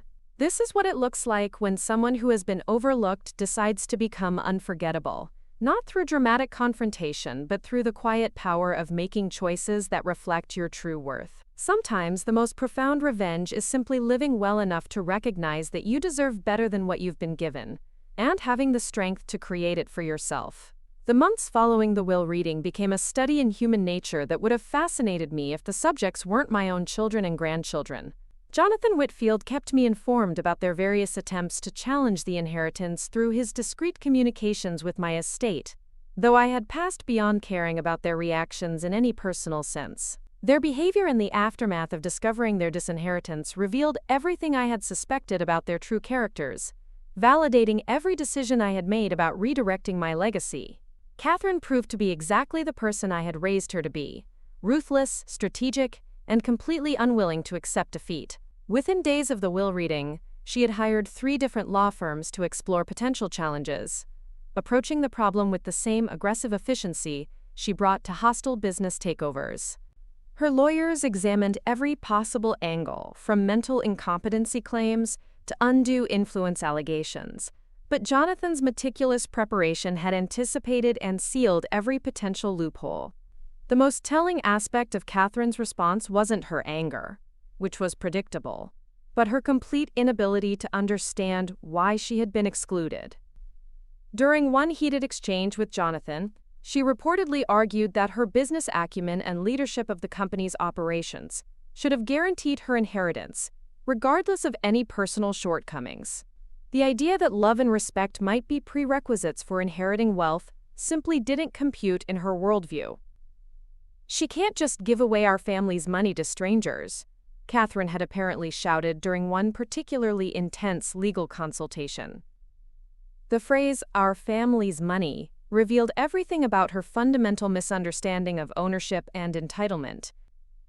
In her mind, wealth accumulated by her mother automatically belonged to the next generation, regardless of how that generation had treated the person who earned it. Michael's reaction took a different form, but was equally illuminating. Rather than fighting the legal battle, he seemed to collapse inward, finally grasping the extent to which his comfortable lifestyle had depended on assumptions about future inheritance. His San Francisco operations had been running at a loss for years, subsidized by my continued investment in his division, and he apparently hadn't realized how precarious his position truly was. Through mutual business contacts, I learned that Michael had been forced to sell his Marin County home and move his family into a modest apartment in Oakland.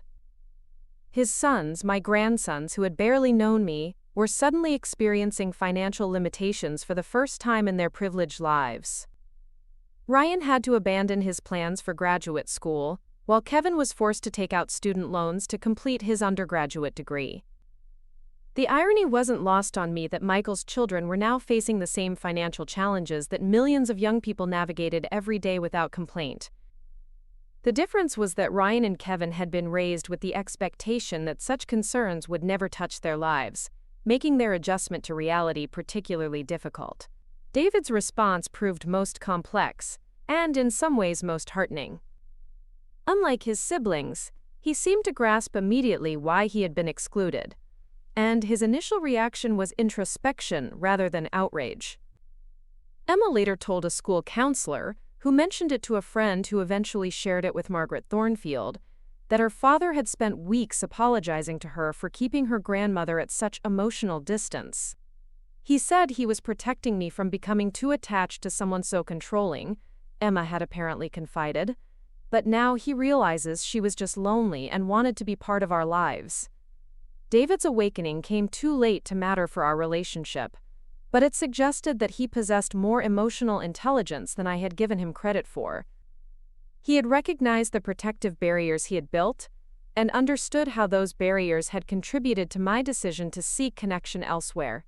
The transformation in Emma was particularly striking. At 16, she had the adaptability of youth and seemed capable of learning from her family's situation in ways her elders could not. She had apparently researched the Brooks Educational Foundation extensively, reading about the scholarship recipients and the selection criteria that emphasized character over privilege. "My grandmother was trying to teach us something," Emma had told her father according to the reports that filtered back to me. "She wanted us to understand that just being born into this family wasn't enough. We had to earn her respect, and we never even tried." Emma's insight demonstrated a maturity that her older relatives lacked. She had grasped the fundamental principle that respect and love must be cultivated rather than assumed, and she seemed to understand that her grandmother's decision reflected values rather than vindictiveness. The grandchildren's reactions varied widely based on their ages and circumstances. Tommy, Catherine's eldest, had been counting on his trust fund to finance a luxury lifestyle that his entry-level marketing salary couldn't support. His angry social media posts about, quote, family betrayal and generational theft revealed a young man who had never learned to distinguish between earning something and inheriting it. Sarah, Catherine's middle child, had planned to use her inheritance to fund an expensive year of self-discovery travel before beginning her career. Forced to find immediate employment to pay her student loans, she took a position with a nonprofit organization that served homeless families. The irony that she was now working for the kind of organization that benefited from her grandmother's redirected wealth seemed lost on her initially. James, Catherine's youngest, surprised everyone by taking the news with philosophical acceptance that bordered on relief. He had always felt burdened by family expectations to join the business empire, and the loss of his inheritance paradoxically freed him to pursue his photography without guilt about disappointing wealthy relatives. His artistic work began to flourish once he stopped worrying about maintaining access to family money. The most dramatic transformation occurred with Ryan, Michael's older son, who had been planning a career in venture capital that would have allowed him to invest family money rather than earn his own. Forced to find immediate employment, he took a position teaching math at a struggling public school in East Oakland, discovering a passion for education that he had never suspected he possessed. Ryan's teaching career brought him into contact with students who faced the same economic challenges that the Brooks Educational Foundation was designed to address. Through his work with first-generation college applicants, he began to understand the values that had motivated his grandmother's philanthropic choices. His letters to the foundation, asking for guidance about helping his students navigate the scholarship application process, revealed a young man who was finally learning to appreciate opportunity rather than taking it for granted. The impact on my business associates and employees was equally revealing. When news of the company's sale and my charitable bequests became public through business media coverage, the response was overwhelmingly positive. Employees who had worked for Brooks Industries for decades expressed gratitude that the company would continue under ethical leadership, rather than being divided among heirs who had never demonstrated competence or commitment. Patricia Harrison's leadership of the company validated my decision to sell rather than leave the business to my children. Under her guidance, Brooks Industries expanded its employee benefits program, increased its charitable giving, and maintained the ethical standards that had always distinguished it from competitors focused solely on profit maximization. The Educational Foundation's impact exceeded even my optimistic projections. The first class of scholarship recipients included students like Maria, whose nursing degree enabled her to provide healthcare services in underserved communities, while supporting her family's continued prosperity. Their success stories demonstrated the transformative power of providing opportunity to people who understood its value. One particularly meaningful update came from James Chen, Mrs. Chen's nephew, who had been inspired by his aunt's inheritance to apply for a Brooks Foundation scholarship. His essay about watching his elderly aunt finally able to fulfill her dreams after decades of careful saving and quiet sacrifice moved the selection committee to tears. The foundation not only awarded him a full scholarship, but also hired him as a student coordinator to help identify other deserving candidates. Margaret Thornfield's Resource Center became a model for similar programs across New England, with other philanthropists replicating her comprehensive approach to helping displaced families rebuild their lives. Her quarterly reports to the Foundation Board included photographs and testimonials from families who had transitioned from crisis to stability with dignity and tact. Mrs. Chen's postcards from Kyoto filled me with vicarious joy during her extended stay in Japan. She had discovered a community of international gardeners who shared her passion for cultivating beauty in small spaces, and her correspondence was filled with detailed descriptions of gardens and friendships that enriched her life in ways money alone could never achieve. The contrast between these positive outcomes and my family's struggles illustrated the fundamental difference between deserving assistance and expecting inheritance. The people who benefited from my revised estate plan used their opportunities to create value for others, while my biological heirs remained focused on what they had lost rather than what they might build for themselves. Catherine's legal challenges finally exhausted themselves after 18 months of expensive litigation that only served to validate the impenetrable construction of my will. Her final appeal was rejected with a judicial opinion that praised the document's clarity and the obvious deliberation behind my charitable choices. The judge's written decision noted that, quote, the deceased clearly intended to reward demonstrated appreciation and shared values rather than biological relationship alone. The failure of her legal strategy forced Catherine to confront the reality that her mother's money was truly gone forever. Her response was to double down on her business career, aggressively pursuing acquisitions and expansions that might restore her financial status through her own efforts rather than inheritance. The irony that she was finally demonstrating the kind of initiative that might have impressed me during my lifetime seemed to escape her entirely. Michael eventually found his footing after the initial shock of financial limitation, using his experience with failure to develop genuine empathy for struggling employees and business partners. His more humble approach to leadership proved surprisingly effective, and his division began showing profitable growth for the first time in years. The adversity that inheritance would have prevented ultimately taught him lessons that made him a better businessman and person. David channeled his emotional awakening into a creative resurgence that produced his most meaningful work. His marketing campaigns began focusing on authentic human connections rather than manufactured lifestyle aspirations, reflecting his newfound understanding of what really mattered in relationships. His professional success increased as his approach became more genuine and less calculated. Emma's evolution continued throughout her remaining high school years, as she used her family's situation as motivation to excel academically and develop the kind of character her grandmother had tried to encourage. She applied for a Brooks Educational Foundation scholarship during her senior year, writing an essay about learning to value earned achievement over inherited privilege. The scholarship committee faced an ethical dilemma when Emma's application reached the final round of consideration. Her essay demonstrated exactly the kind of character development and value understanding that the foundation was designed to encourage, but awarding a scholarship to the granddaughter of the foundation's creator seemed potentially problematic.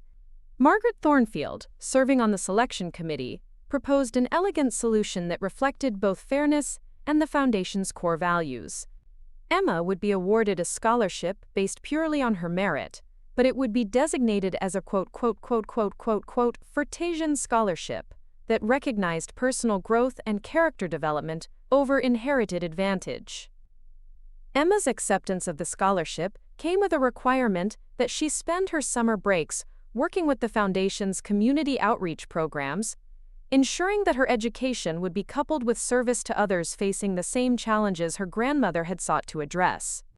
Her enthusiastic agreement to these terms demonstrated that she had truly internalized the lessons her family's situation had taught her. The long-term impacts of my decision continued to ripple outward in ways I couldn't have anticipated. Several other wealthy families, inspired by the Brooks Educational Foundation's success, established similar programs that prioritized character and potential over connections and privilege. The concept of values-based inheritance began gaining attention in estate planning circles, as families recognized the potential benefits of tying wealth transfer to demonstrated appreciation and shared principles. Academic researchers studying intergenerational wealth transfer began citing the Brooks case as an example of how inheritance decisions could be used to reinforce family values rather than simply preserving financial advantage. Business schools developed case studies around my disinheritance decision, using it to illustrate the complex relationships between family dynamics, business succession, and philanthropic legacy. The broader social impact of redirecting inherited wealth toward educational opportunity rather than family privilege contributed to a growing conversation about economic inequality and social mobility. The Foundation's scholarship recipients, now spread across various professions and communities, became advocates for similar programs that helped first-generation college students overcome financial barriers to education. Years after my passing, the most meaningful validation of my choices came through the continued success and expansion of the charitable initiatives I had funded. The Brooks Educational Foundation had grown into a national organization. The resource centers based on Margaret's model were operating in dozens of cities, and Mrs. Chen's small acts of kindness in her neighborhood had inspired a community garden program that brought together elderly residents and young families. My family, meanwhile, had learned to build lives based on their own efforts, rather than inherited expectations. Catherine became known as one of Boston's most aggressive and successful business leaders. though her reputation was built on competence rather than family connections. Michael developed a management style that emphasized employee development and ethical practices, creating a corporate culture that attracted top talent and generated sustainable profits. David's creative work gained national recognition for its authentic emotional resonance, and his relationship with Emma deepened as they both learned to value genuine connection over protective distance. Emma graduated college with honors, used her education to advocate for educational equity, and eventually joined the Brooks Educational Foundation's board of directors as a voice for scholarship recipients. The most profound outcome of my decision was the realization that love and money were indeed separate currencies, and that confusing them had damaged my family relationships more than poverty ever could have. By removing financial considerations from our interactions, I had forced my children and grandchildren to discover who they were when they couldn't rely on inherited wealth to define their possibilities. Some relationships were salvaged through this process, while others proved too damaged by years of transactional interaction to survive the transition to genuine emotional connection. But all of my descendants learned valuable lessons about earning respect, appreciating opportunity, and building meaningful lives through personal effort rather than inherited advantage. The story of my disinheritance became a cautionary tale about the importance of gratitude, respect, and genuine family connection, but it also became an inspirational example of how wealth could be used to create positive change rather than simply preserving privilege. The Brooks Educational Foundation continued my life's work of creating opportunity for people who would use it wisely, while my family learned to create their own opportunities through effort and integrity. In the end, the greatest gift I gave my family wasn't the money they expected to inherit, but the chance to discover their own strength and character when they could no longer rely on inherited advantages. Some of them rose to that challenge and became better people for it, while others remained trapped by their sense of entitlement and lost opportunity.